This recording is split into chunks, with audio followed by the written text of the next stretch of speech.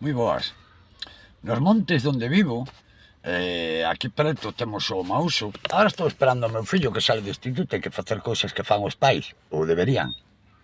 Fixadevos, os montes que vedes ao fondo, ese é o Mauso. Chamas o Mauso, monte de Coruso. Bueno, no Mauso temos algún carballo, queda algún carballo, quedan sobreiras, hai loureiros, temos eses árbores autóctones de Galicia, hasta temos castaños, só puxeron os romanos, viñeron os castaños, os romanos sabían o que era bo. O que non temos nos montes de Vigo, creo que non temos en ningún lado de Galicia, que me corrixan, son granadillos, pausantos, cocobolos, iso.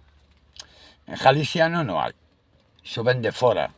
O cocobolo espoliado, de Centroamérica, espoliado, de contrabando casi todo.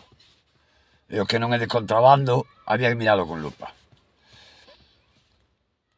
Bueno, e presumimos moitas veces de que temos unhas baquetas de granadillo. E unha gaita, eu tamén teño unha gaita de granadillo, ou se non na faría de granadillo. Coño, por que non? Porque teño outra conciencia. Ou se non na faría de granadillo gaita. É o que hai. Non podo ser perfecto en todo.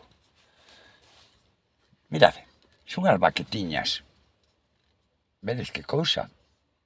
Made in Jachía. De que? De carballo. De carballo. Non fun ao monte a cortar un carballo. Carballo cortado, xa seco, preparado. Baquetas de carballo.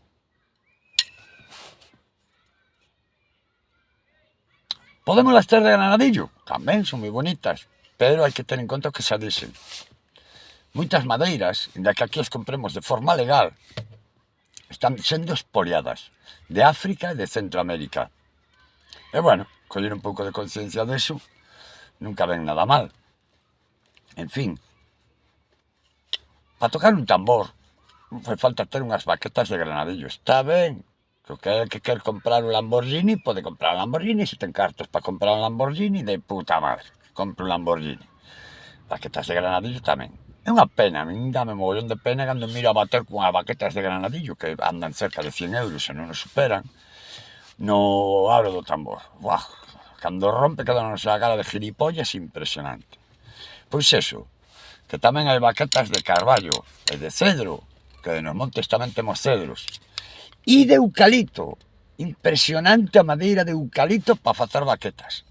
Alucinante, que o eucalipto racha, non ser ignorantes, non seguir contando o mismo rollo que vos contaron os vosos pais e os vosos abuelos. O eucalipto racha o que racha. Tamén racha o ébano, e tamén racha o granadillo, ojo. E que a madeira racha, un toro de madeira busca o centro, sempre vai buscar o corazón. Entón, normalmente a madeira que fai sale fora do corazón. A veces me chega algún amigo, e eu agradezo porque aproveito todo, me chega algún amigo con unha poliña así de buso, unha poliña, e dicen, coño, valería para facer unha gaita? Non. Non, unha poliña non vale para facer unha gaita. Porque para facer unha gaita necesitamos un árbore.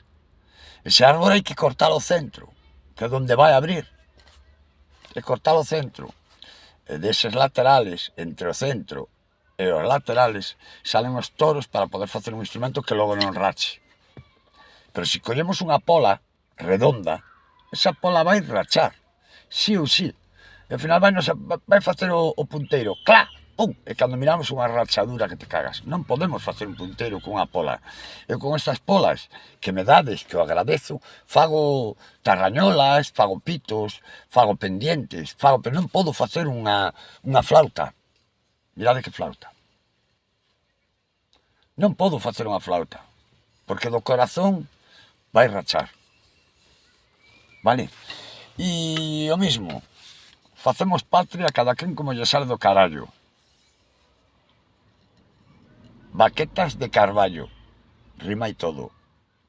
Do Jachía, veña.